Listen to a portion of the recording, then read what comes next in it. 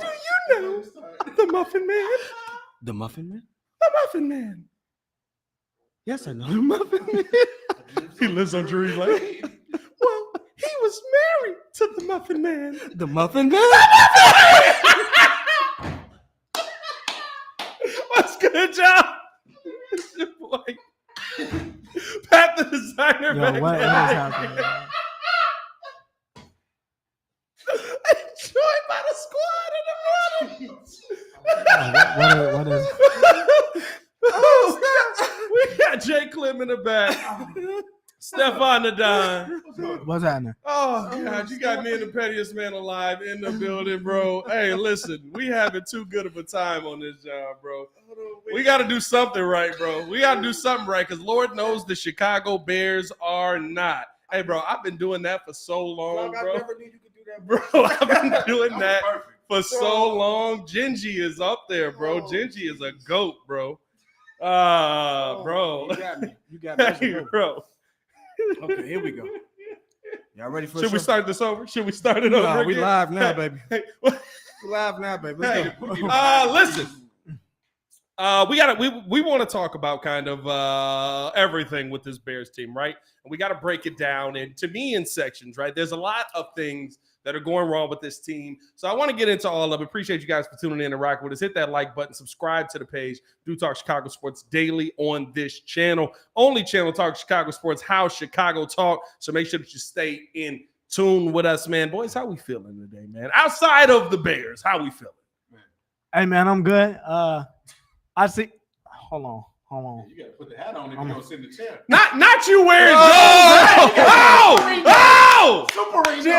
You can't wear the hat. GM of the year. Oh man. GM of the year. Hey, shout out to AD. Yo, the fleecing that this man did of AD. The fleece of the year.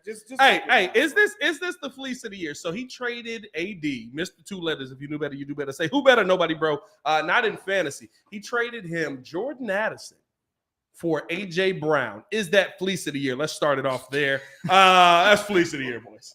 Hold on. Yes. His tagline is no longer if you knew better, you do better. Because he knows better. Hey, he bro, did do better. he know better. He know better. He did do better. Hey, Newport boys in the house. What? It's the Breeze boys out here, man. Stop playing with the squad.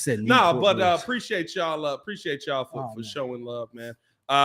Listen, we got a lot of bad to get to. I want to start it. I want to go through all of it. Now, this week, right, there's no Allen Williams. So for sure, realistically, I can't critique how he would have called this defense, but I do have Matt Eberflus in there stepping in, and I can critique what we saw from him. I also want to talk about him as a leader, Justin Fields and his play, and of course, Luke Getsy. Hit that like button, subscribe to the page, man. They need the Muffin Man. That's pretty much where this team is at right now. The Muffin Man. Don't do it. We need a behind the scenes. Dog, that gets me every single time, bro. The Muffin Man. The Muffin Man. That's how he straightened it out, bro. It threw me off so much, bro. But no, let's start it here. Justin Fields, man. I mean, listen, there was so much to look at from his game on both ends, right? There were drives that looked elite. There were drives that looked pedestrian and inept. And realistically, I think the fact that you can sit there and see both of them is what has Bears fans split down the middle today, right? Where you're looking at the play calling, you're looking at all of these different things. When realistically, we here in the Breeze have come to this conclusion, it's all bad. There's nothing from that game. Now, here's what I will say, and it's not to shoot anybody bail because we shouldn't be at this point. There's a lot of bad in the NFL. And it was better than week one bad. Week two bad as it was better than week one bad, which is kind of gross to say because it's both bad, right? Like you went from like garbage to like rubbish. You know what I'm saying? Oh, it's levels to the trash that we're sitting there. It's levels to the trash. Bet. You're not garbage no more. You're rubbish now. It's like a British word. It makes you feel better about it. It's still garbage, but it's British. It's a recycling bin instead of. Or is it refuse? Should we go refuse on that? I like that. Garbage to refuse. That's what the Bears are at right now. Got a lot of garbage. There's a lot of tears for garbage. Is this the recyclable? Listen, I'm gonna tell you this right now. You know how many tears for garbage there are, bro? I'm a Chicago Nah, you just want fan. to burn that. Bro, you know what I mean? Like, look, we got tears for this garbage out here. No, but let's start it off here, boys. Justin Fields, what'd you see from him in this week 2 action that leaves you feeling kind of where we're at right now? We're gonna start with the GM of the year right now. Fleecing. Hey, I just, I really look at it, and I mean, I feel like it was a whole lot of bad on both ends. The first drive of the game, you go 6 for 6. Literally, like everything that we wanted to see from the team, everything that we wanted to see from Justin. It was beautiful. He got the ball out to DJ Moore on time. His drops, his drop backs look fluid, everything like that. And then after that, I mean, realistically, it just got worse. I mean, when you look at it, everybody has come to the conclusion at some point, like the spacing, like it. Some of it is on Justin for patting the ball, but the spacing from Luke Getsy and the way that he's calling the plays is literally on some, like, if an NFL quarterback can't recognize this, like, how would you expect Justin to recognize this? And not only that, I do got some stats for you guys. So Justin Fields this season, here we go, with 3+ seconds to throw, 20 pass completions. Out of 23, he's got 20 pass completions, 23 incompletions. Out of those 23, 13 are incompletions, and then you also been sacked 10 times since he's been in the league. Now that's since he's been in the league, or that's this season? No. That's just this season. Right. So since he's been in the league, that's my problem. Right? In that stat, 3+ seconds. And he's been sacked, you said 10 times? 10 times. 3+ seconds, and you've been sacked 10 times. Now I get it, right? Week 1. Sounds like you had a whole lot of what? A whole lot of time. Whole lot of time. No, week 1, though, right? I understand. Week 1, that offensive line was completely inept. I think the system played a lot more part into it. But right, like Nate Davis basically was just like, hey, I play football. I'm out here. Let's make this happen. It didn't work out. He looked god awful. And on the flip side of that, right, it ends up branching out to the rest of the offensive line. But I just think that week 2, for me, with Justin Fields, week 2 is the first time where I can't sit here and tell you somebody else lost you this game. Woo! Outside of him, because Luke Getsy, while he did call a piss poor game plan, and hear me out here, it's bad. Like, it was terrible, awful, trash, however you want to say it. The screen passes got to go, and you're doing grade school stuff, and clearly you're not teaching your game plan well enough, because I got dudes showing up in the same spot for class, and they're not supposed to be in the same class here, right? Yeah. Like, what are we doing here? I got Cole Kmet and DJ Moore standing in the same spot, doing the same route, doing the same move. That means something's not being taught here. But enough was done for you to win this game. Enough was done for you to pull this game out. Next week's game, probably not. I got you. Next week's game, no. Next week's game, no. Next week's game, this game plan does not work. This week's game, there was enough done for you to pull out a win. And I'm looking at Justin Fields, and I'm saying, listen, yes, there were the screen passes. That second screen pass was idiotic. That's when Luke Getsy to me. We'll talk about that as well. But there were moments where guys were just wide open. When you're wide, and this is the ultimate moment for me. This is when I start to say, okay, now I got to figure out what's happening with the quarterback. When your number one receiver does this, you know what I mean? Like, I know he was clapping. That means the play's there, you have to make it. Facts. And Justin Fields did not make the play. Was there other factors that lead to this Bears team losing? Yeah, that's on the out route. Were there other things that led to this Bears team losing the game? For sure. We can, and we're going to break all of those down. But this is the first time realistically that I don't sit here and I go, the scheme failed you 100%, the offensive line failed you 100%, and your defense didn't stop enough for you to put up enough points. Yep. And all three of those things happened. Mm-hmm. And you still came out of this game with a loss. That, to me, is the biggest issue that the Chicago Bears are facing right now in week 2 and through the first 2 weeks of this season. I'm going to sit there and double down. Go ahead. Hey, nah, I just wanted to say this. I just wanted to say this real quick before you go because I know you got Justin slander. So we got slander to go around. So Justin Fields, since he's came in the league, has had 3.2. I think his average is 3.2 seconds to throw the ball since he's been in the league. You know who's got more? Zach Wilson. See, here's 3.6. And here's my problem with that stat. Is it's very much like the stat of, well, the Bears have lost 12 games in a row. It's not taking into account what happened. We've all talked about how Justin Fields had a god-awful offensive line last year and how he was running for his life. Why were those 3 seconds there? Because he's running backwards to then run forward. Like, we understand that. That stat is I think that's in a pocket. That's just a pocket stat. Once she starts retreating outside of the pocket, they stop counting. Yeah. Right. I think but in the pocket, I'm saying that time is still, he can run back and forth in the pocket. Legitimate. So the pocket is literally the part created. Outside of the pocket is just outside of the pocket. So when he runs left and right, how many times have we seen Justin Fields go back, spin around, get off of somebody, and then go forward? Last season, we had Sam Mustipher where like, set hut. Oh, Jesus. They consider that a scramble at that point. Not until you get past the pocket. I'm just letting you know what the research says. I get you. I'm just saying, when you get past the pocket, that's when it becomes a scramble. Okay. Once you outside of the realm of the pocket, when you in that pocket, and they're not taking into account, right, they're not being a pocket. Mm-hmm. How many times last season was there a real pocket? Like, it's a PFF stat, right? Yeah. PFF stats, I swear. They could be misconstrued. I wish PFF did NBA stats because I can make the Chicago Bulls look god. I can make them look like the best team in the NBA with how they do some of their stats.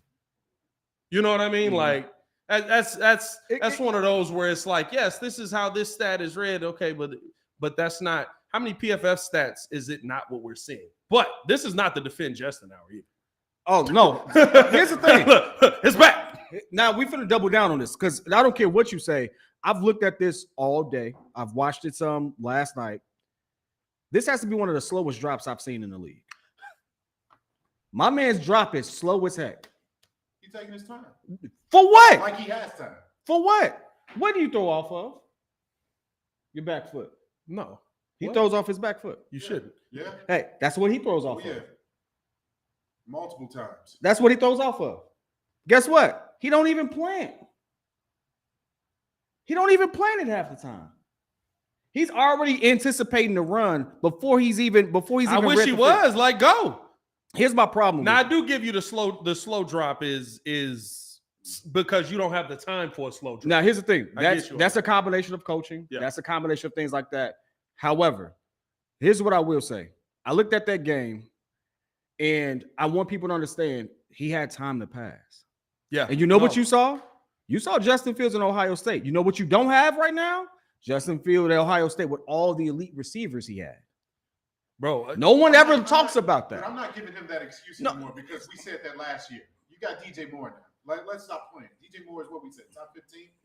I'd say he's 16. Okay. I give him 16. Like literally just outside. A good year with Justin Fields makes him 15. Let's stop making excuses because then also Chase Claypool has had a year over in the offseason to get the schemes, get the plays down right. You know, that's no more of an excuse anymore. You can't give this man all these excuses. I can't blame Chase Claypool because he ain't getting the rock. Like you can blame him on effort game one. But game two, he actually showed up. 9 touchdowns, right? He got 1 so far. He got 1 for 8. He got 1. Hey, listen, there's a lot of games left for him to get the other 8. It's a lot of games left for him to get the other 8. No, you know what? The only thing Chase played better in week 2. He did. There's still moments, and this is the biggest thing. There's too many moments where I go, "Ain't you 6'4"? Yes. Ain't you 240? He doesn't. This man basically LeBron James out there, legitimately running around, and he getting pushed around. Like I still got some smoke for Chase. Less smoke this week than week 1. I still got smoke for Fields on the simple fact that he's living up to his scouting report. His scouting report. It needs to be open for him to take the shit. His scouting report clearly, all the stuff that we're tripping about was on his scouting report. Yeah. When was it? When did his scouting report come out? His draft report. When did it come out? 3 years ago. At this point, realistically, it comes out your junior year. Realistically, he should have improved by now. That's the part. You get paid to improve. Yeah, but he should have improved. Hold on. Let me Some of the stuff on his scout report. Back on that though. Factors involved, but I mean, 4 carries for 3 yards is just terrible. Well, the deficiencies on that report should not still be the deficiencies we're talking about today. But when are we talking about him getting put in a position to improve on those deficiencies? I think that's the part that's tough, right? Year 1, realistically, Matt Nagy sent him out there to die. Facts. And year 2, they tried to fix it, and basically they sent him out there to die on a bad team. Last week, and this is why I say this is the first time we can sit here and look at Justin Fields and talk about the issues that Justin Fields really had, is because I thought Ja'Tyre Carter did a good job stepping in for Nate Davis. I really did. I thought that the offensive line, now, were they perfect? No. But I looked at the 6 sacks that Justin Fields got. I said it at a minimum after watching the tape. I said 5 initially. After watching more of the tape, 4 of those are on Justin. 4 of those are on Justin standing back there not doing what he needs to do. And my issue with it is it's a combination. Of course, we're here right now talking about Justin Fields. When the open shots are there, because you're getting so few of them, you have to pull the trigger. You can't be scared to pull the trigger. It's too many times where, especially last game, where it was wide open.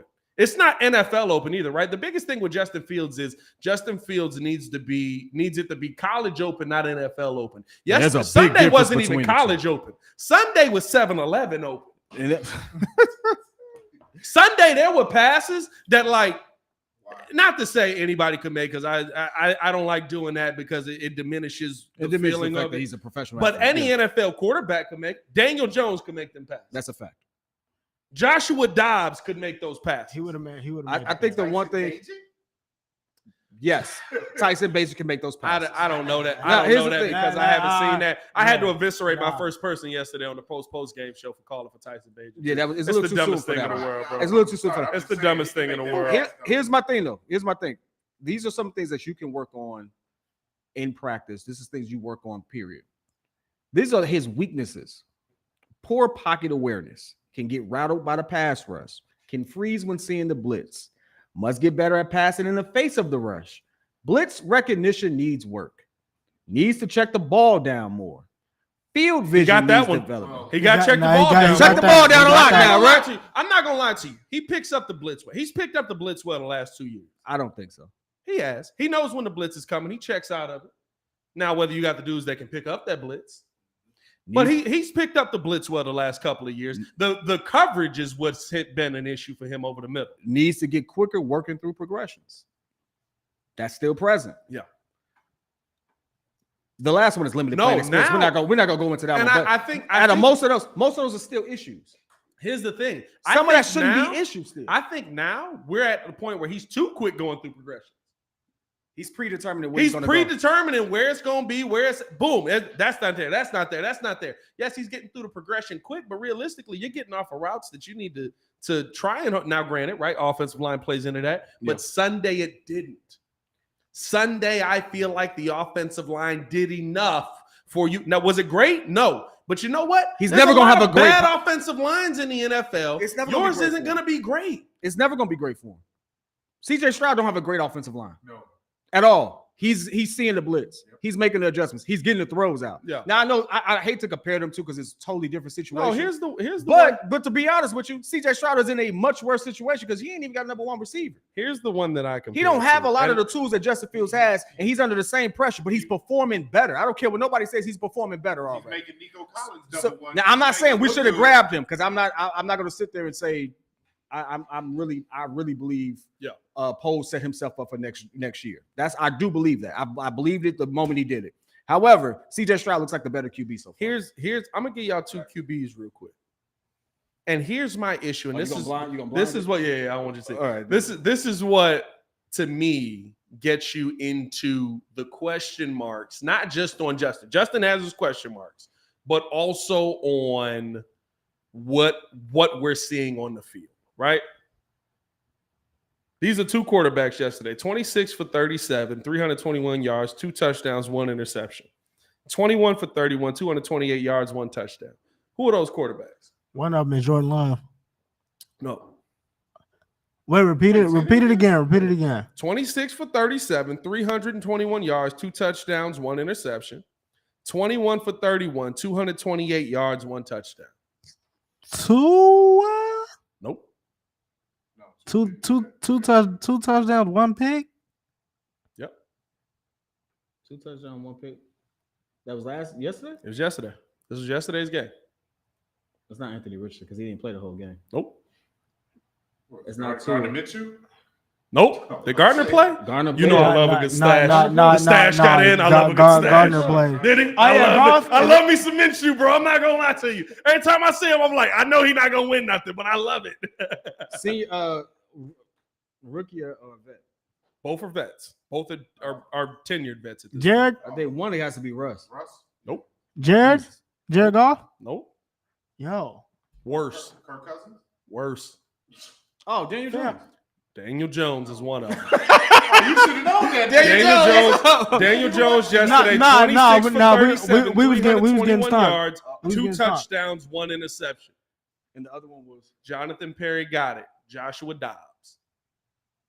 Jesus. Both of those quarterbacks are terrible. Let's not get it twisted. But what I saw yesterday, and I went back and rewatched which tells you how dedicated I am to this. I went back and rewatched the Giants game just to prove this point. You want to know what neither guy's offensive coordinator did? Play to their strengths. No, not at all. No, they both just went. I can't just not throw these passes because I don't like who my quarterback is. I still have to draw these plays up, and they still threw those passes. Daniel Jones still threw the ball downfield. Joshua Dobbs threw the ball downfield. They attacked downfield. You want to know, as gross as they are, they still went to their number 1 options. I had Lance Briggs on the show today on the Chicago Bears podcast. Check out that episode. Talk to him. And I asked him, now granted, right? 06 Bears is what? 06 Bears probably a top 10 defense all time, right?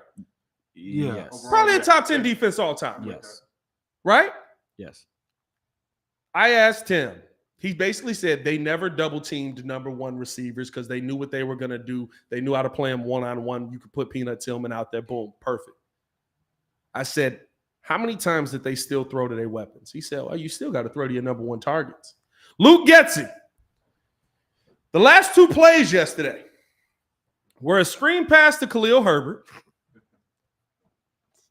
Offensive holding. Let's fix the holding. I don't like the holding either. Too many penalties. Let's fix the holding. Let's fix the holding. You move back. The very next play on a defense that, I'm sorry, this is still a Super Bowl defense there, Ringo? We still got a Super Bowl defense there in Tampa? Vita Vea's still there? Everybody's there. Yeah, Shaq Barrett? Everybody's there. Oh, okay. All right. I mean, who I'm missing here? Devin White. Devin White still there? Is there? Devin White. Still there? I think everybody's in the championship level defense. You ran the same play twice. I'm not talking about same concept. I'm talking about same formation, the same play, to the point where we had to hear this after the game yesterday. Oh, I got video today, boys. Big play. I mean, they called a screen. The same formation. Everybody knew what was coming. So he read out. He got the that play wasn't going to be anything with him. You see me right there. So, but he just made a big play. Playmakers make plays, and his number was called. He made a play. Everybody knew what was coming. You know what everybody knew, bro. Here's the thing. Oh my God, it got so bad yesterday. Velus got in. We saw Velus Jones on the field. You know what everybody who was on that field knew?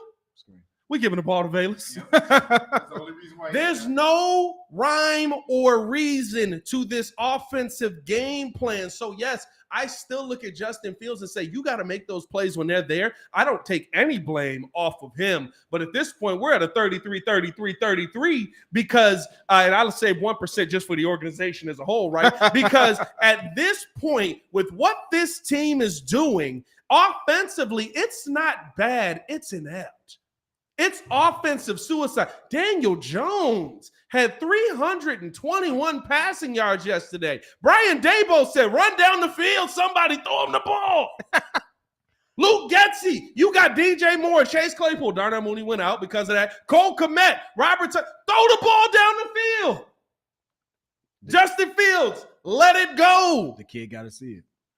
And it's just, but you know what? It's a combination. But you know what? Because I asked the question. I'm going to ask you this. Do you think he called those plays because Justin's not seeing it? No, I think he calls those plays. Yes, I do. Not because Justin's not seeing it. I believe that he doesn't trust Justin, and Justin doesn't trust him. And that's where we're at when real games start. You know why? Because we didn't go through a period that is the preseason where I can figure out how to trust this guy on what he's calling. Because there's no trust built off of last season. Mm-hmm, mm-hmm. This is your time right now where you're going to build trust. For two of your game, and here's the thing, rest of the game plan, we can look at Justin and criticize. Your last two game-saving plays, you're down 3. If you got Randy Moss on your team, who you throwing it to? Randy Moss. If you got Megatron on your team, who you throwing it to? Megatron. If you got Justin Jefferson on your team, who you throwing it to? Jay Jettis.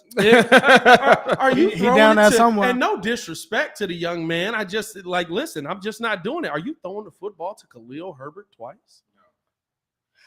If you're the Vikings, you giving the ball to Alexander Madison when you got to go 99 yards? Oh, we got to make a play to get us off of the one. You know what the play is? Hey, how about we run a screen pass? Okay, I'm not going to lie to you. I can live with the screen pass in that situation. It's 1st and 10, 2 minutes to go. You're on the 6, right? I can live with it. You want to know what the problem is? Stop giving the screen pass to other people. Your biggest play from scrimmage in preseason is a screen pass to DJ Moore. Give your number one more than 10 targets. That is inept. That is offensively inept. But if the kid, I want to add. but if the kid is not seeing it though, Now listen, because look at all the plays that we could go back and say DJ Moore is calling for. Yeah. Those are there's attempts. 3. There's only 3. There's only 3 though. There's I give you 3 that. plays. But if he's not You seeing know how many it, passes that gets DJ Moore to on the day? what, 6? 9. Oh, it's close to 10. No. It's close to 10. I should be talking about DJ Moore getting 15 to 17 targets a game. But what I'm saying is, like, if he's not seeing it, he's not going to get that ball out. And this is this. So I'm not sitting there trying to take blame away from Getsy. Yeah. I'm with you 110%. But I think it's a rhyme and reason as to why these screen passes keep getting called, because they're the only things that he's completing. Well, on the most part, he's the only things he's taking the chances on realistically on a consistent basis. Do you also think that they're getting too cute and they're thinking like, oh, they may think we're going to our number one option, and so let's just run this again and kind of play them off that? I think Like they're overthinking it to the point where it's like, okay, they know we got DJ over here, and maybe they think the second time we're going to go to him, so let's go to Khalil again. Maybe they'll throw him off his set. I'm gonna be honest with you, and this is, you can correct me if I'm wrong. They setting up to get Justin out of there, because at this point, the only person that's gonna take the blame is the QB that's been there. I'm gonna be real. This is how it just works. Am I wrong? If anybody leaves right now, I want to say this. I don't think they're setting up to get Justin out of there, because I think that Justin Fields, they're trying to prove that Justin Fields is a passer. They're trying to prove that Justin Fields can stand back there in the pocket, read, react, get rid of the football, get it out. But while you're doing that, you're taking away, and maybe this is Justin Fields as well. Maybe this is, again, 50% blame on them, 50% blame on the organization, or on Justin, right? But for some reason, like 4 rush attempts, even 4 rush attempts. All right, cool. I can live with 4 rush attempts a game, 3 yards. You had 1 design QB run. Jalen Hurts gets design QB runs. I don't think there's a comment here that said they haven't committed to him, and that's what I feel. And I feel like realistically, they are trying to see if he can be a passing QB. Now, I understand that that's probably counterintuitive. You want to see a Jalen Hurts type situation, but realistically, Everyone says he wasn't this in college, which I disagree with. Half his highlights are running plays. He wasn't this in college. Yeah, it was. Not really. I said the same thing too. Hey. We had this conversation yesterday. And we went, hey, listen. 60-40? Okay, 60-40. I mean, 60-40. I think here's the thing, right? When you're looking at highlights, you're not looking at the full game. When you're looking at the highlights, right? Like, literally, what do you have? 12 rushing touchdowns a year? Yeah, he had a 60 touchdown season. And all them boys, like, now, granted, right? You got to take that with a grain of salt when you got one of the best O-lines there that you could camp in. Well, you got some of the best receivers. You know what I'm saying? Like, that's what I'm saying. I'm with you on that. But, I'm with you on that, but I can't sit here and say that 60% of his rush or of his highlights are rushing. You know what I mean? Like, he's got 12 rushing touchdowns in total. Half of the highlight plays that you looked at when he's running, he's in Georgia. Luke, where literally he wasn't a starting quarterback, and they was like, "Run, black boy." Like, that's true. You know what I mean? That's like, true. That's a point. That's a bar. You ain't gonna leave me hanging. You know what I mean? That's a bar. I was like, "Run, black boy." Wait a minute. Hold on now. Hold on. Wait. We're in the wrong spot of time for that one. The reason I say this is realistically, two things have come up that are legitimate. He wasn't their pick. He wasn't their pick, and they have to evaluate him the appropriate way. They picked him up to be a passer. Mind you, we didn't pick him up. When we drafted Justin Fields, it wasn't to say we got the next Mike Vick. We didn't pick him up for that. We picked him up for his passing prowess. 100%. That's what they want to see. So they're trying to put him in a situation to see that. But now all the things that are coming out, he can't read this. He's not catching on to this, stuff like that. All of that's being very evident. Now, that's still on coaching because you have to get him ready for that. I'm not taking that away from him. What I am saying is this. Because of what we drafted him for, I think I am speculating that there's a lot more to this than Luke Getsy just calling passes or not letting them throw and stuff like that. Or not letting them run, rather. I think they're really trying to say, hey, we want to see what you can do, and we got you the targets to do it. We don't want you running because that's not what we drafted you for. That speaks to offensive game plan and aptitude, though. Because here's the thing, realistically. Justin Fields is what you got right now. The Carolina pick is going to be what the Carolina pick is going to be, right? The Bears could end up with a number 1 overall pick again if Carolina's bad enough. Again, hold on, let me see. They playing right now too. Let's see what we on Carolina watch. By the way, we keep y'all updated. They're up 3-0 on the Saints in the first. Let's hope that don't go well. But no, right? Like realistically, Bryce looks so small though. He look crazy. Somebody gonna grab him and throw him. It's gonna be crazy boy right there, boy. But realistically, right, when you're talking about what you're seeing from your starting quarterback right now. It looks like a quarterback that feels uncomfortable in the moments that he's having now. I can't fix that in 1 week. You know what I can fix? Justin Fields is an elite runner. We can win this week and still try to work these things in to make your game better. And I have to fix this over time. Do I like that situation? No, I don't. I want him to be the guy that's throwing the ball up to DJ Moore. Now you got the weapons, utilize the weapons. But what I don't want to see is just sitting here trying to keep trying to play it safe to the point where we're not looking to throw the ball downfield in the slightest. And what you're trying to do with a screen pass, basically catch the defense off guard, change the defense's eye level. Okay, they're playing up. What it seems to be that you're doing is you're changing your quarterback's eye level because he's scared to look downfield all of a sudden when that was where he felt the most confident early on in his career. I need to see you call again. Here's the one thing. Let me ask y'all this, real talk. Ask the chat this as well. If Justin Fields is a 800-yard rusher a year, he's a 3,400-yard passer. But every year you could pencil him in for 11 to 12 wins. Are y'all gonna care how he got him? I care. No, I care. W at the end of the day. I care. No, because it's a win. Say that again. If he's a what? If he's an 800-yard rusher and he's a 3,400-yard passer, are you gonna care if he wins? If he continually wins games? No. He's an 11 to 12 win quarterback a year. I don't care how you get the wins. 11 to 12 wins. That's playoffs every year almost. I don't care how you get the wins. Realistically, I care about you getting the wins. You want to know why Lamar Jackson got his contract? I know you beef with Lamar, but Lamar Jackson got his contract because when Lamar Jackson's on the field, your team has a chance to win. Michael Vick got paid again to come back to the NFL because realistically, when Mike Vick is on the team, your team has a chance to win. Now, Donovan was still there. They end up swapping that out, right? Lamar Jackson got one of the prettiest deep. That's about to be a pause moment. He has one of the prettiest deep balls I've ever seen, dog. I ain't gonna lie to you. Not a pause. That man threw that thing from the 30 to the end zone on a string. I was like, God damn. Wait a minute. Is kids saying that Lamar Jackson with weapons can throw the football? I'm talking about Wow. No. I was talking about Hold on. Wait, That was as Ringo would say. So you know that. Wait. Ringo, what he said? Do it. Did you say Mike Vick? Hey, by the way.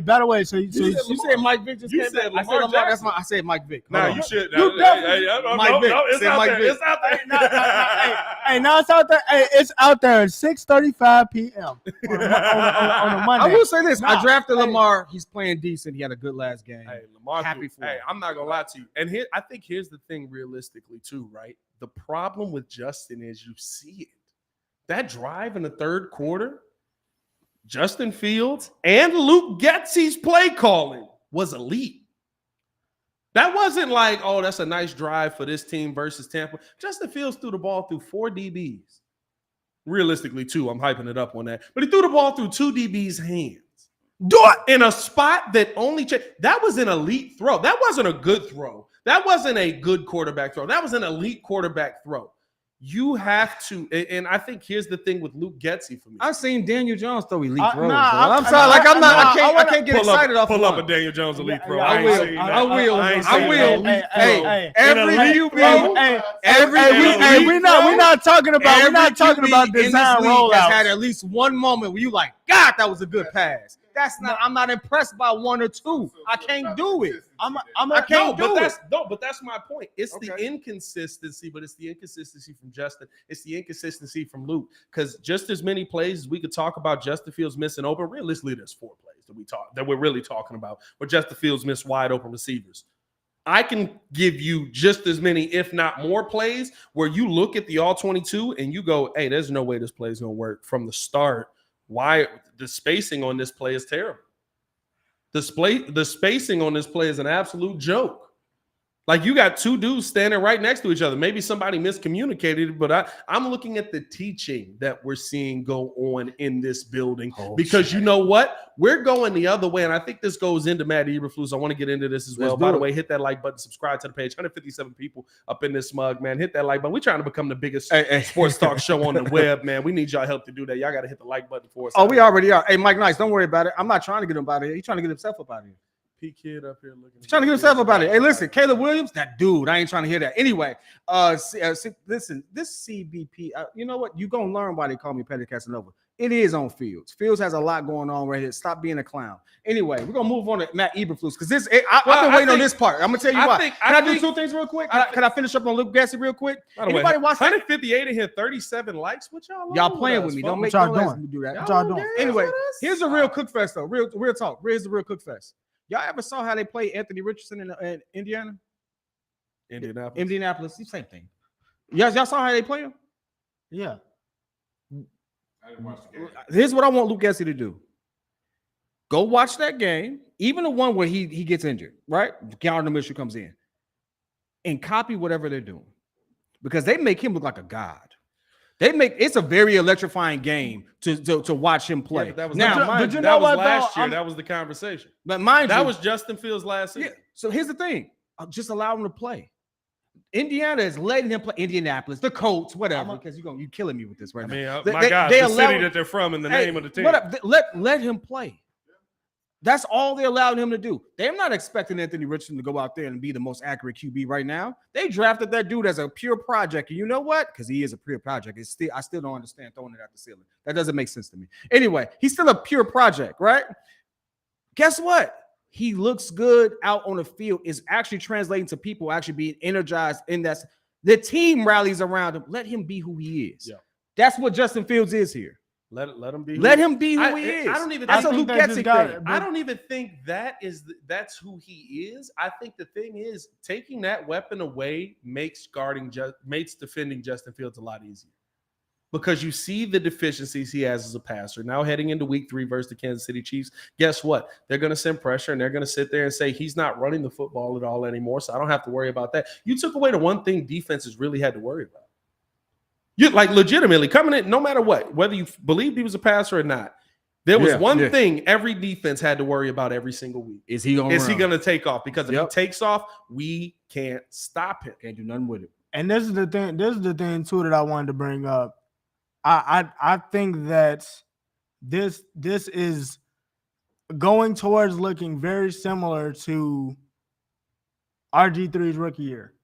Now, if you remember, because I was talking with Jordan about this. Although RG3 is a better passer.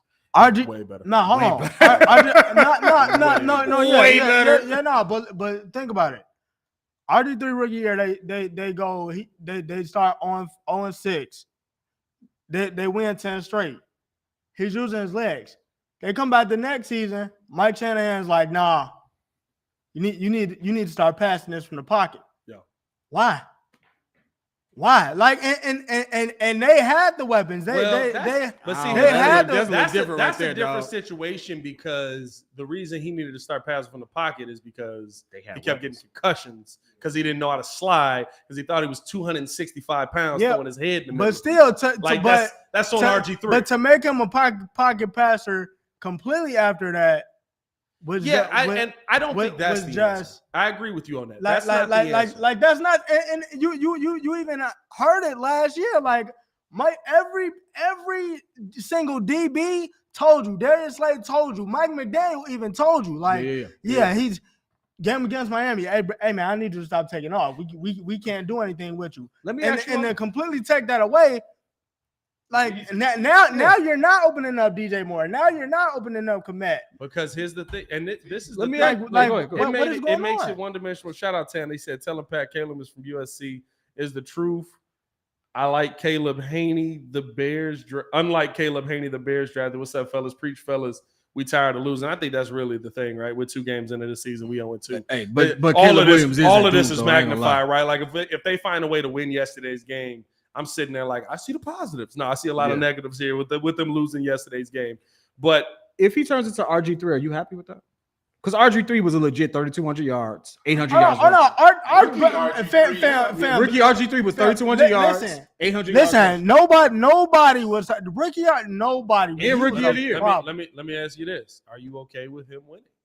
That's all I care about. And they went 9-6. That's all I care about. 10-6. Are you okay with him winning? It's 9-6. I looked at it. He went 9-6. He was out. True. He was out again. You can't go 9-6. Yeah. Well, I said he went 9-6. Yeah, he went 9-6. Yeah. I don't care if Justin Fields doesn't throw for over 300 yards. And I think that's the part that people kill me with Justin Fields when they come into the season. Like people would rather see him get his head taken off. Screen you real quick. Then see him go out there and be an elite passer. Or I'm sorry, not an elite passer. Then go out there and see him be an elite runner. Right? It's the comfort of finally having a pocket passer. That's not what the modern quarterback looks like. That's not what the modern NFL is. There are quarterbacks that run. Josh Allen runs a heck of a lot. Are there pocket passers? For sure. Are there guys that you want to see stand in the pocket and throw the football? 100%. But there are also guys that get out on the edge and use their legs. When we talk about guys like Lamar Jackson, right, everybody's always like, well, running quarterbacks always get hurt. Look at Lamar. Lamar got hurt in the pocket. Lamar got hurt because the team didn't invest in the offensive line. Lamar got hurt because he was trying to drop back and throw a pass downfield, and he got rolled up on in a very weird way. Right? Like that. It's a different level of quarterback. And realistically, for me, at the end of the day, the only thing I care about is Justin Fields a winner? We're so worried about finding Aaron Rodgers or Tom Brady that we're not worried about finding a guy that just goes out there and wins games. Right now, you're 0-2 to start this season. I'm not a person that sits there and looks at last season and says, oh, Justin Fields is god-awful. This is the reason why I look at all of last season. Last season was planned. So essentially, Pat, what you're saying is you wouldn't even mind if Justin Fields just turned into a game manager. Because you have the elites, obviously, that can make the game just come alive. But I asked this question early on with Justin Fields. I said, what if he's just okay? What if he's just an all right quarterback, right?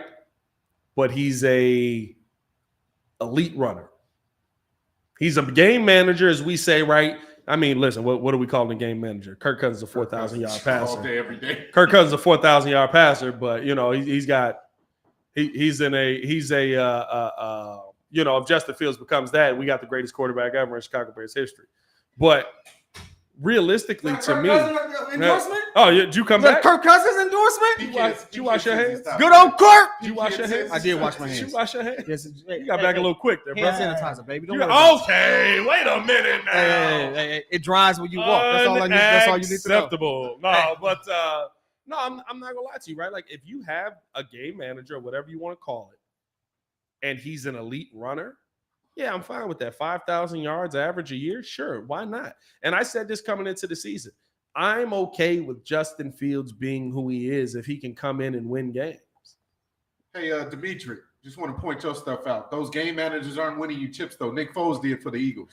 Hey, not Eli Manning. Hey, not only that. Realistically, don't disrespect Eli. He's a Hall of Famer. I'm just saying. Hey, watch Ringo over there. He'll take you out. Brady was a game manager. Hey. Tom Brady missing 2 rings. Hey, Tom Brady missing 2 rings. Tom was a game manager for 2 rings too. Nah, I got you one better.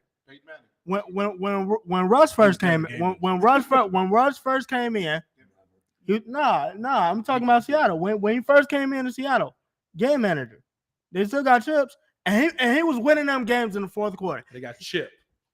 They went 2 chips. He got won. a chip. But he got him there and they won one. So that's not accurate. Have we transitioned to Matty E yet? I think this is a great time too, because realistically, if we're talking about one Matthew Bartholomew Eberflus, That's his real name? I don't know. Why do we nickname everybody Bartholomew? It's a good middle name. I gotta name a son that. If I have a son, Don't you dare. middle name Bartholomew. Don't you dare. Middle name Don't you Bartholomew. No. I'm gonna roast him. Great credit Middle score. name Bartholomew. gonna Great, roast- dominant credit score. Great, dominant. Credit score. He's starting off with a 600 just because of the last name and middle name alone. There's so many things I want to say today. Never mind, dog. Never mind. Here's my question on Matt Eberflus, and it's not even a defensive question. I think the defense played poorly. There's a lot to look at from the defense, but realistically, defense gave him 20 points yesterday. And that is what it is, right? Like, you should win a game when your defense gives up 20 points. They lost with 27. Justin Fields throws the pick 6, right? We're through 2 games now. We've questioned hustle. We've questioned intensity, and there are 0 takeaways for this team. There were more pressures yesterday than there were in week 1. I think that he dialed up. They blitzed about 3% more yesterday, basically. But realistically, 3 of the 4 parts of your principle we're questioning. And the 4th one is smart. I mean, take that for what you will. To me, my question marks on Matt Eberflus are, is he the man that can be an elite leader for this team? Because right now, we're through 2 weeks of this season, and those principles that seemed so prevalent in year 1 with a bunch of dudes that were, you have to take this into account as well, a bunch of dudes that are fighting for their jobs, a bunch of dudes that are out of the league right now. They're like, this is my shot at the NFL. I'm going to do whatever coach say for me to stay on this team, except for Isaiah Marset Smith or whatever that mug. Can I ask you this, though? And this is legitimately, before I answer that question, I heard today on the radio, ESPN radio at that Ryan Poles did not choose Matty. He was kind of chosen for him a little bit. I don't believe that. I don't believe that, but I have to ask. I don't believe that because, one, Ryan Poles, this is not the Ryan Pace situation, because if that was the case, Ian Cunningham wouldn't be here. Okay. We've never had an assistant GM in our lives. Okay. Ryan Poles is making decisions up there. And you can feel it. You can tell. The building feels different. Okay. I don't believe. I think that he picked. Did you hear that, though?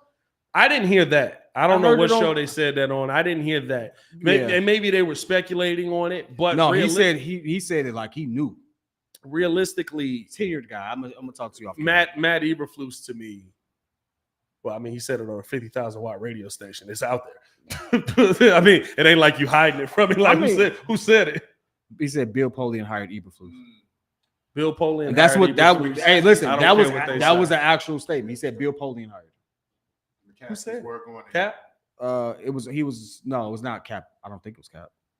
It was like the show after him. I just kept it playing. Carmen Yurko? It might be. I don't know.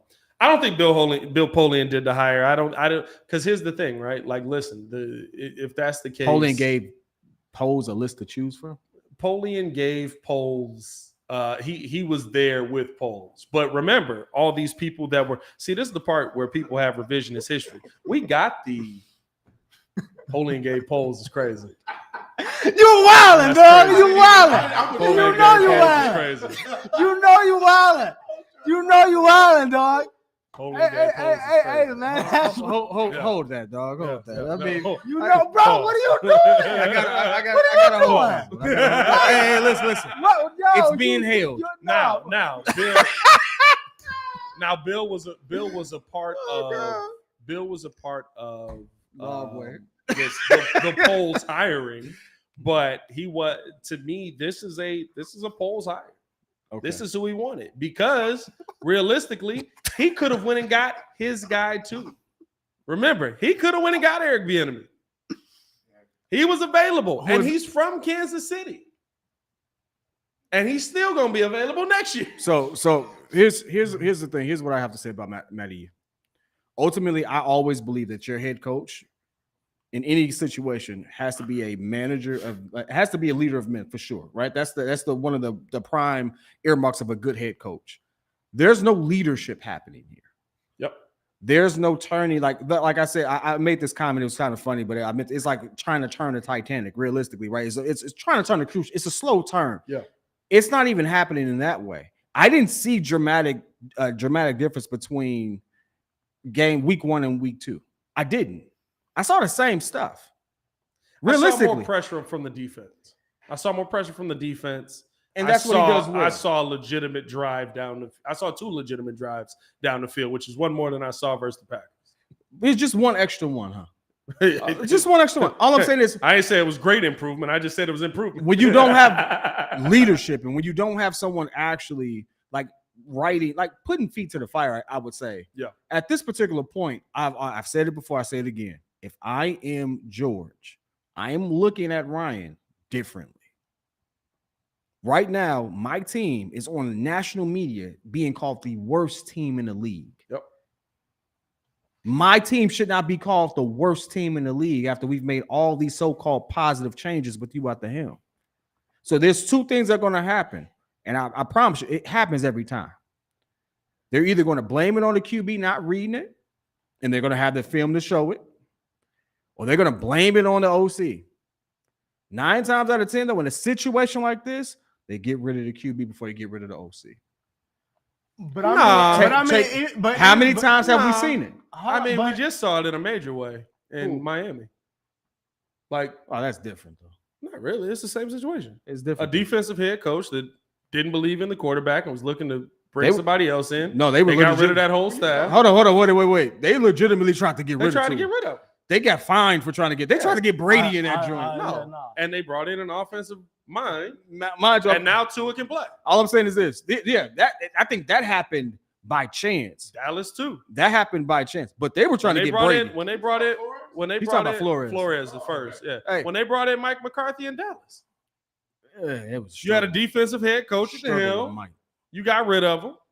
You got Dak Prescott. You got Dak Prescott on offensive mind. Now listen, but Dak Prescott is a whole different ball. It's a whole different league compared to Justin Fields. Though, I think as a QB. I think think Dak is mid, and Dak is a way better QB than Justin 100%. Fields. I'm not saying that, but I say this. Even heck, you want to talk about a terrible situation? Daniel Jones survived his coaching staff. Daniel Jones survived 2 coaching staffs. 2. Daniel Jones is out of it. And not if he keep playing like that. The GM quit before we fired him. Like he left. He survived the GM change too. Yeah. Daniel Jones is out of it. Hey, listen. Okay. Whoa. But hey, the thing is, time out. He's there right now. No. 3 weeks ago, right. Daniel was that dude though. 3 weeks ago, Dan was that dude. Hey, hold on. He's that dude compared to Justin right now. No. Exactly. That's all that matters. I just look at it. Justin, I think to me, if you were gonna make a change, he will survive this coaching staff because of how many of the offensive ineptitudes we talked about with Luke Getsy. And realistically, because here's the thing: at the end of the day, Ryan Poles don't make the same mistake that your predecessor made. I can't you do that. you can't sit here and say, "Hey, I've got this quarterback on my team that I have seen that I feel is better than what I think he is," even if you don't, right? And I think that the head coach and the coaching staff might be ruining him. I'm gonna give you a better hold question. on to this mug. We're gonna move on from the quarterback, but we're gonna hold on. I think the Bears did that, and realistically, as bad as Mitch was, and Mitch is a bad quarterback. He just is. He's a solid backup. He's better than Justin right now. He's a solid backup, realistically, right? I can't even disagree with that. He's better than Justin right now. I mean, His yeah, tenure with the Bears as an offensive player was better than Justin's right now. for sure. Right now, yeah. I mean, Yeah. he And guess what? Y'all can say anything y'all want about the defense. Defense don't throw that ball. I mean, Yeah, he's He's a they better don't, passer. but He didn't I'm either, gonna realistically. tell you this but, right you He's know, a better. He's a better player. It looks really nice when you're starting at the 50. But He don't. Hey, Allen Robinson got 2,000-yard seasons off him. How many yards DJ Moore gonna It get? looks real. How many yards DJ Moore real gonna good get? starting Well, at I the mean, 50. How many yards DJ Moore got? DJ Moore got 100 yards yesterday. We got 100 yards. He got 107 yards Hey, yesterday. if One he on gets, if he seven. gets That's why you need to give him the ball more than 6 times. No, Hey. but I think realistically, when you're looking at where the Bears are right now, when you look at what Justin Fields has done to this point, right? I would sit there and say, you know what? Maybe I should have put an offensive mind with him and not the dudes that I thought was the best leader. I'm gonna go get an Eric Bieniemy. If you feel that Flus isn't doing the things You right, gotta because do here's it. the That's thing. what the league is doing. Well, That's what the league is doing. No, because here's my thing. I'm fine with Flus if Flus is an elite leader. My question is Flus an elite leader? No. I'm 100% fine with Flus if he can come out and be an elite leader. But I'm sitting here 2 weeks in and I'm questioning 3 of your 4 principles. Said bitch had weapons around the fields. Hey, what Coach say, kid? The odds for real. What I tell you? Y'all be looking at me. The op is sitting right next to Pat. Hey, check this out. The op is sitting right next to Pat. It's not me. Hear the storyline. It's not me. Hey, listen. Kid gonna start some fire. Listen. If telling the truth means I'm the ops, shoot me. Nah. All right, listen, Hey, man. shoot me. You All be right. mad, I'll be outside. Hey, Listen, be mad, I'll be Hey, outside. if the truth means I'm the ops, guess what? Shoot me at this point, because at this you point, said like Snoop Dogg and Baby Boy. shoot me. Because at this point, y'all lying to yourselves. Y'all lying to us. But the one thing I will say is, and this is going to be a real like black eye for Poles. You did not get your potential offensive juggernaut, an offensive coach, and that's what the league is doing. And I think It's already there. The That's- statistics there. The that's- statistics prove it. that's my biggest concern, because you know what? And listen, if Flus is an elite leader, I'd be fine with it. I thought he was in year 1. Year 2 to start off. Listen, we 2 weeks in. We got a very different conversation 3 weeks from now, right? Heck, we have a very different conversation next week if all of a sudden you pull a win out of your butt and go beat the Chiefs. That because I'm gonna guarantee you this right now. Depends on how Everybody in Chicago has got this 0-3. We on to Depends who we on how play you week win. 4. Who we play week 4? No, if you win that game, because here's the thing: no matter what, you did something to beat Andy Reid. If our defense No, shows no, up you're and beating- we you're we beating have Nagy. we do the same If our thing defense as shows up, I'm in Flus's corner. If we- week 4 Broncos. We got Broncos week 4. In my mind, we on to the Broncos. Like, I would love to sit here and tell us that I That's have a much confidence winnable game. that we're A much going to win winnable this game, but I don't. I feel like the Bears are in trouble to start this season 0-3, and it's a real issue because how you play your defense, right? Lance talked about this today, where he said basically that your defense is set too far back. You're not pressing receivers off of the line, and if you do that with Pat Mahomes, he's going to 110% pick you apart. Guess what? I'm expecting a cook show next week. You find a way to, I don't care what way you find to win that game. You find a way to win that game, I bet I'm going to shoot you a little bail. You bought yourself some time. Them the world champions, right? Even how they won that game, Detroit beat them week 1, right? Yeah. We always just like, Nagy. That Nagy.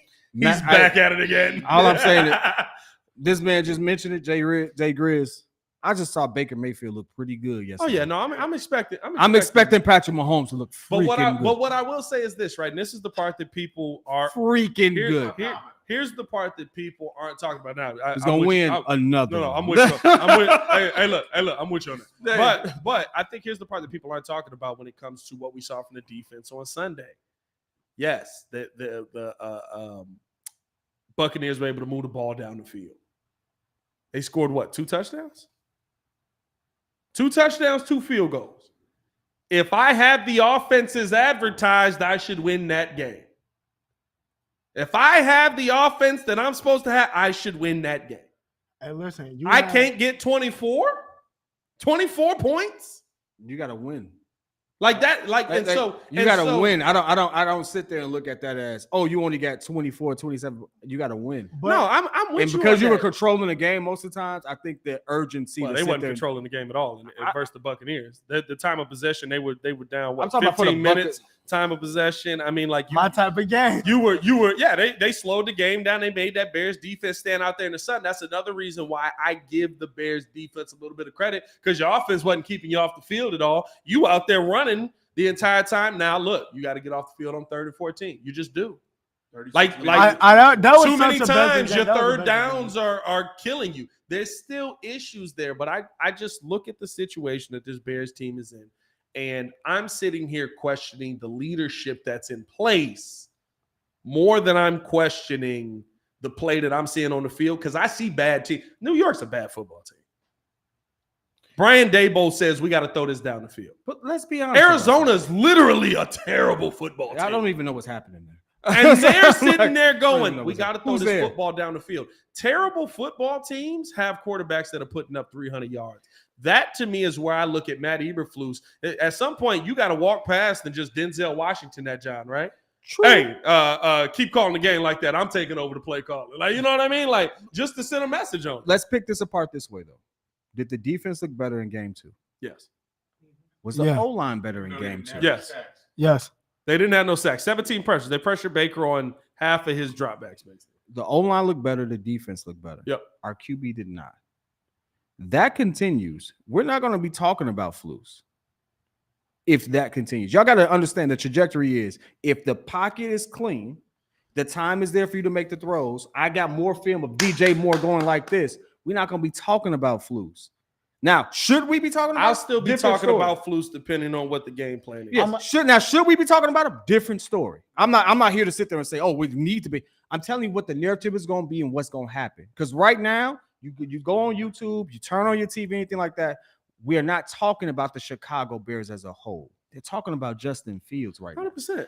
And rightfully so. What? But guess what? Next week, if it's the same and the O-line is just as good and the defense gets better, guess what they're going to be talking about? Oh, Justin Fields. Yeah. Guess what happens in week 5 if it's the same situation? We're talking about Justin Fields. So what I'm saying is, like, quarterback, though. That's every quarterback. What I'm saying is, like, even if we should be talking about Luke Getsy, even if we should be talking about Matt Eberflus, the narrative has already started rolling.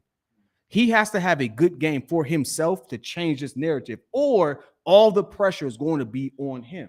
If he's not incrementally better his next game, it don't matter what else happens. We're going to be talking about him, not us, but the narrative, national media. If we don't see improvement, because we saw the line get better, they gave you 5 seconds in the pocket, we counted it. Baki dropping some breaking news in here. Safety CJ Gardner-Johnson has torn his pec and is out indefinitely and potentially the season. No, that sucks. That does. That's tough. Well, they were not gonna make it anyway. But at this point, but like getting back to the point, like that's why I told you all, be careful about the narratives that's coming in. Be careful about that, because once that train starts rolling, it's gonna take a whole lot to combat that. No, because that's just playing quarterback, though, right? Like if you when you've never had success, though, it's easy. I mean, Baker has only. You know why they killed Baker? Because he had one team when he was like, "Oh, you had all these weapons, you do anything with." No one ever looks at the fact that he had 5 different people. You can say whatever. That's not why they killed Baker.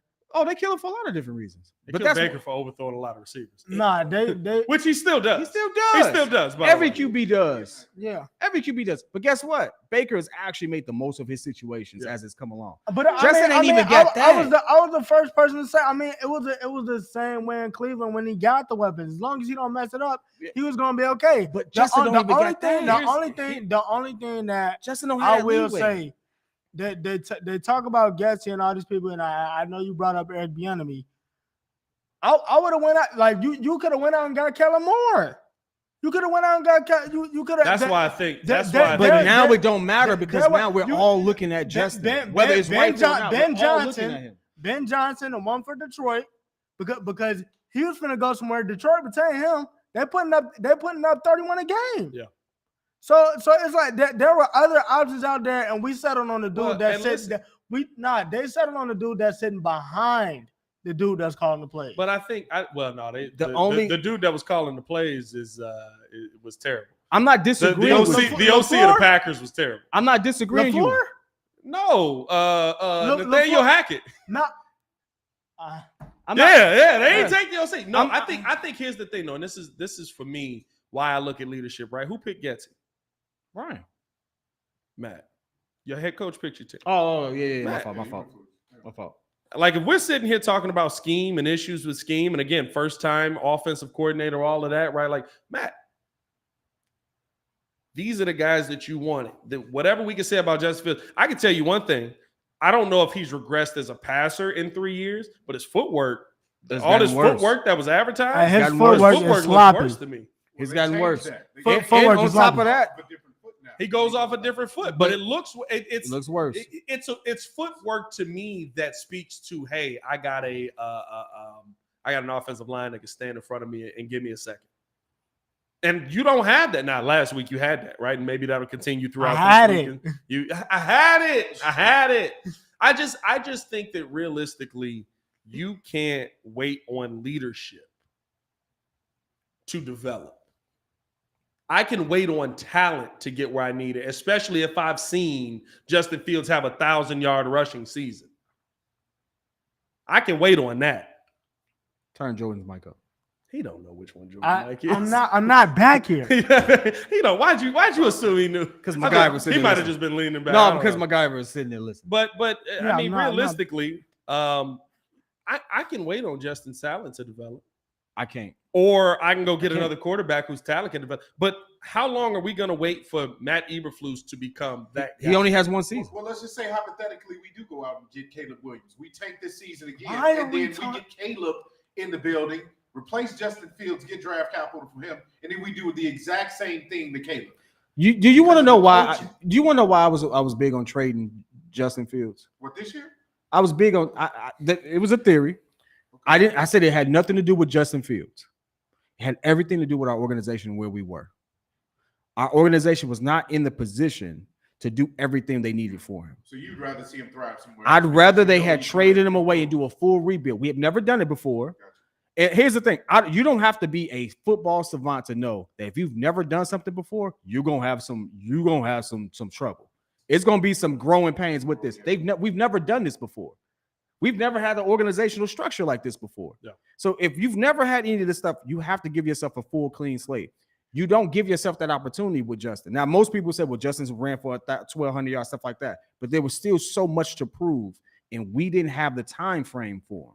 Now, listen, we 2 games in. If this doesn't improve, what are we talking about now? We're talking about tanking anyway. We're talking about tanking, and we're talking about going to get a new tanking.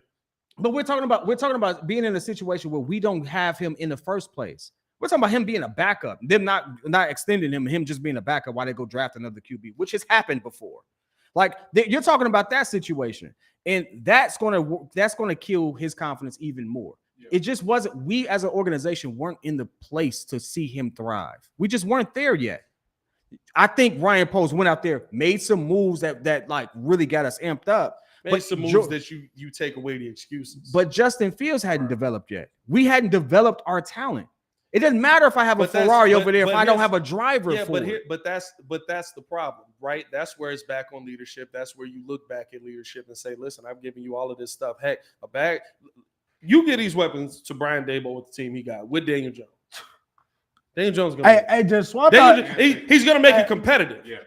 This is why I look at the scheme. This is why I look at the system, because I see enough here for you to figure it out. And I see, yes, is Justin Fields missing passes? 100%. But you know what? It's like Darnell Mooney said, and I think that he really said it best. You give your playmakers a chance to screw up. Even if Justin throws every single pass to DJ Moore where he does this, that's 9 passes. You traded the first overall pick to throw somebody 9 passes. That sounds stupid. That sounds idiotic. You should have 20 passes schemed. But you have to be able to read it. You have to be able to develop it. You have to be able to throw it. You see how we just broke this down?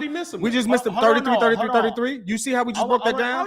When my QB is no longer the issue, then I can sit there and talk about, hey, he needs to get this much targets. I have to give Luke Getsy the benefit of the doubt and say, hey, he's probably not scheming them this much because Justin's not seeing it. And because there's still enough proof to say that Justin's not seeing it, I can't sit there and how much stuff do Daniel Jones miss? I want to say Daniel Jones miss all the time. Hold on.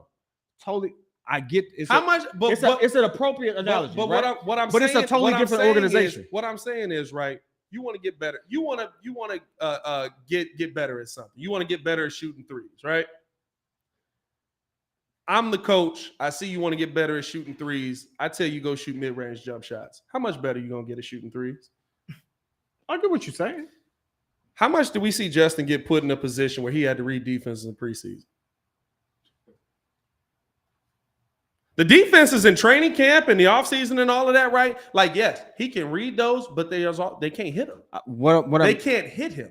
So as the season goes on, I still believe this, right? As the season goes on, Justin Fields is going to get better if you let him see these things. But whether he gets better to a point that is just mediocre. But what if he doesn't? Because there's enough evidence to say that he might not. That's what I'm saying. If you can question it, you have to give everyone the benefit of the doubt. I'm giving Justin the benefit of the doubt that, hey, maybe it's Luke Getsy. I'm going to give Luke Getsy the benefit of the doubt and say, you know what, maybe Justin's not seeing what he's seeing. But even if I have to give it both ways. Even if he's not, I got to see it both ways. But here's the thing. The one thing about Justin is even if Justin's not seeing what he's seeing, if all I give him to see is that, he got to do something. Either he's going to completely fail, and I can't say Luke Getsy didn't take – it's like Darnell said, give your playmakers an opportunity to fail. If I got plays called where my playmakers are making plays, and we did this with Mitch, right? When we'd be like, but on that last season, we'd be like, he got to throw that. Matt got that man coming off the screen. You got to throw it. You got to throw that ball. You can't sit there and wait on that. Like, this is what basic quarterbacks do. It got to a point at the end where, of course, right, when Matt leaves, the narrative and all of that is you find out behind the scenes he didn't want to help this young man get better, which I think is the scumbag part of that, right? But like, and guess what? No one sits there and says, "Hey, his coach didn't like him." We just say he's trash. Which is the trash part of the narrative. Well, I mean, he's gone to better coaches and was also trash. I mean, he had one game. He had one game in Buffalo that was pretty good. Yeah, like 6 games. No, it was terrible. And one game in Buffalo, he threw into quadruple coverage the first play. I mean, it said, "Huh?" On the other team. Here's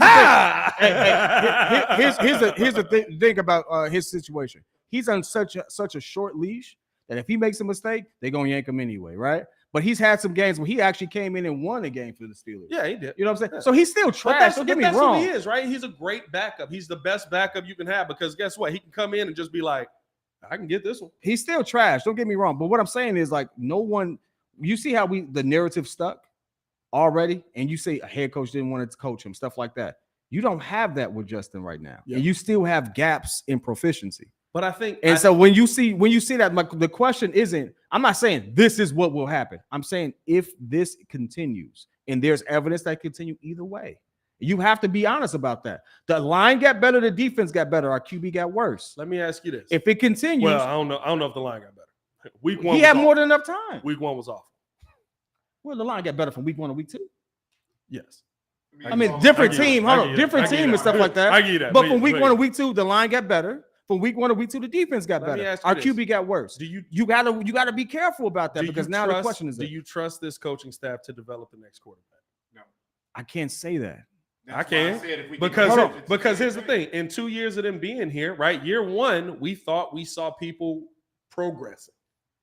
All those people we thought we saw progressing now look worse. You want to know why I can't say that? It's only 3-4 passes, right? Let's be real. But if Justin hits those strikes, DJ Moore has 150, 170 yards. Yeah. The whole momentum of the game shifts. That's what 3-4 accurate passes does in a football game. 100%. It shifts the Oh, whole. It shifts the whole thing. The blame ain't off of Justin. You see what I'm saying? But so, I think that's what I'm saying. That's why I'm saying I don't know because I'm still But here's the questioning thing. if my QB can see it. Kid, Because if he can hit those throws, no, seriously, if he can hit those throws right at the right time, Luke Getsy still could be trash. But I would sit there and be like, you know what? Maybe there's some madness to this method. No. And now I have to sit there and ride it out. But that's all I'm saying, because he's not throwing him open at all. But so at this point, it's like it's just the fact that I have to question it means I don't know. But the one thing I do know is Justin has the opportunity. If he can hit those throws, I still come in today and say that's a trash scheme. That was a trash play call to finish the game. That was like I still come in here saying the same thing. I say DJ Moore had a heck of a game, but your system was still with you. Garbage. And that's why I'm saying, do you trust this staff to develop the next guy? I could see this scenario more play out more than the scenario where Justin's out of here and they bring somebody else in. I could see the Bears pick up Justin. No, I don't even have to pick it up. This is for the 5th-year option. This is year 3 or 4. This is year 3. This is year 3. So you're going into 4th year, right? You're just trying to figure out if you need to pick up that 5th-year option. You're going into year 4 just flying by the seat of your pants. Basically, you're just like, I bet. I can see a scenario where they go out there and draft the next quarterback that may be the guy. Now I'm finna cook the chat. Y'all want to do this? I got the mic. Y'all ready to do it? Let me finish. Y'all ready to do this? I can see the scenario. Y'all ready to do this? And draft the next quarterback. We actually got to get up out of here. It's 1:15. We've been here for an hour and 15. We just flying. I'm about to cook to you. Why could I do it? I can sit there and do it because I have enough tape of your QB not being able to make the throws. I have the tape that he's staring down wide open people and still double clutching. I have the tape that sit there and says that guess what? When he takes his week A drop, that he's not getting that ball out when he hits his back foot. I have the tape that sits there and shows I don't know where I'm looking at this point. At this point, I don't care. At this point, hey, listen, I got enough. I got enough tape. I got enough tape to sit there and say, hey, guess what?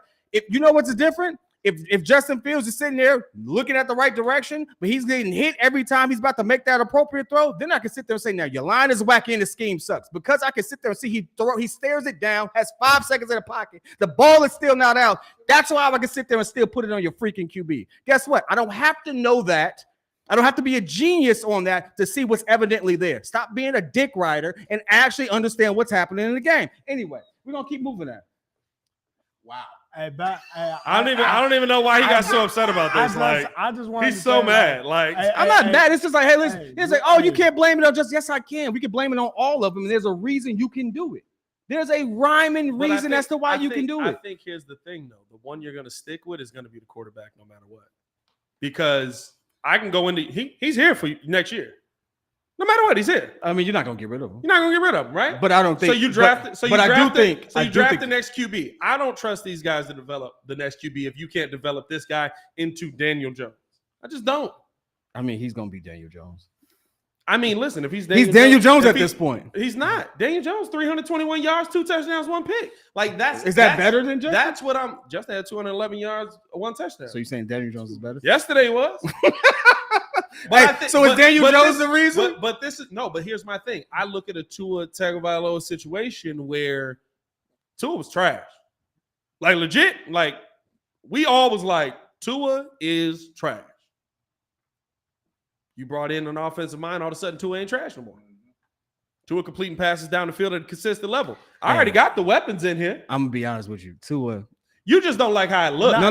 Listen, I went back. You just don't like how I went back and looked at it. I went back and looked. And I'm gonna tell you this. He looks pretty good. Mike McDaniel. He got that boy cooking. Because he always at minimum, he's always gonna give Tua, hey, pass this ball to this dude because this is even if you get in a jam, this is gonna get us 5 yards. But Mike McDaniel was an offensive genius. No, but what I'm saying is you're not gonna come back with your next quarterback and have Matt Eberflus here if he can't get this one right. So that's 100%. You're not bringing Luke Getsy back to run his system year 3 if he can't get. Can I ask a quick question? What happens if they bench him? Bench who? Justin. This season? What happens if he gets benched? He would have to be literally one of the worst quarterbacks. He's already statistically down there. No, but I mean, you would literally he would have to be to the point where you like we got to see Tyson New York Jets. That would have to be New York Jets. Geno. He would have to be Zach Wilson. New York. That's not bad. He would have. Zach Wilson is the only QB underneath him. New York Jets. Geno. Zach Wilson's the only QB underneath him. But we also 2 weeks in. That's me. No. This is it. You're here, and then there's you. Nah. But we also only 2 weeks in, right? Like this is the thing. And this I'm is not why, trying to overreact. This is why I say this, right? At the end of the day, we could be a month into the season and look back and say, somehow the Bears are freaking 2-2. And Justin Fields improved, because I think there is something. This Ragin said this, and y'all know Ragin like to go on his tangents, but he said you can blame it on everyone, but it's not the players that decide to let their play in preseason or to scuffle with the offensive line go down. These are bad choices. I was not on. Luke wasn't even good at college. Hey, listen, I'm definitely not a Tyson Badger dude. I'm definitely not. Kid is a Tyson Badger. I'm definitely not. Hey, bro, I cooked the first dude that called in and was like, I think it's time to get us Bajan guy. Look, I was like, y'all are idiots, bro. The Bears aren't moving on from Justin Fields to go get Tyson Bajan. 2 weeks in, that's wild. But I think realistically, here's the thing. You never know how the season's going to go. And if we're going based on just the eye test, guess what? There's a lot of garbage in the league based on the eye test that we don't think is garbage. Joe Burrow looks garbage. Man, look like Joe Burrow got his money. Joe Burrow looked like he playing quarterback in the T formation back in 1946. Bro. He looks bad. Bro, he looks trash. Pat Mahomes through 2 games looks bad. Look mid. And The NFL. That's for different reasons, though. Different what? Hey, you see him capping for him? What different reason? Because Kelsey is back this week. He's still only at like under 200 yards pass. Kelsey, Deshaun Watson, game just started. Just do a pick. They got Kelsey back, but you had all that time. You had all that time to go play somebody, and you couldn't call D-Hop back. I'm not putting D-Hop in the building with them. I'm sorry. I love Joe. Joe said, look, guys, I've been through all levels of football: tag, 2-hand touch, and flag. You gotta let it fly. That's one of the greatest calls on the post game show ever, bro. Yeah, I should have saw his face. Oh God, bro. But I think for me, and I want to kind of end it on this, because at this point we heading into an hour and a half, and this is what this Bears team does to us, right? We normally only go an hour on this. For me, with this team, as we're moving forward, all you can do is try and get better on what you saw the week before. With Justin Fields, listen, if we go into week 3 and those same opportunities are there and we let it fly, the scale starts to skew. Right now, I'm looking 33, 33, 33. If those opportunities are there, it might move up to 40%. It might move up to 50%. You start to take less off of the other guys. But I also look at the NFL right now, and I see a lot of teams around the league that look god awful. And it's because of how they're doing things. Like Ragin said, you're not playing in preseason. Why are you not playing in preseason? Because it's 17 games. I need guys at the end of the season. So what does that do? The second or the first month of football is going to be gross. Right now, it's gross. It's as gross as it can get. The part that I don't like, and the part that, right, like if Justin Fields never improves, we know that's bad. The part that I don't like is our scheme is gross to start the season. Your scheme has no right to be gross. Your coaches ain't out there running plays. Your scheme shouldn't be gross week 1 and week 2. So I just need to see a better scheme. If we're not seeing a better scheme, there's going to be changes in place. And yeah, those changes might include Matty E. Hate to say it. I like him as a guy. I don't know what he is as a leader, but it doesn't look like his team is buying into his principles right now. And realistically, I think that there are guys out there that could turn Justin Fields, even if he's just a Daniel Jones or a Josh Dobbs or whatever, into a guy that could be a 300-yard passer every week. Heck, Lamar Jackson can find a way to be a 300-yard passer half the season. Like, you know what I mean? Like, you're not gonna get me started, bro. Hey, man, you know what I mean? Like, you got to see more, bro. You got to see more, and we got to see more from it. We'll be breaking this down all week, man. Y'all see this one got us fired up because we still sitting in here, man. Appreciate you guys for tuning in and showing love. Hit that like button. Subscribe to the page. We do this Monday through Friday. Appreciate everybody for tuning in. For the pettiest man alive, JC in the back, and of course, the man, the myth, the legend, Stefan Adine, who's the biggest Daniel Jones fan in the world. Y'all stay safe out there, Chicago. Don't do that. Super producer Joel Holt in the chat as well. Trade him. Get back safe, bro.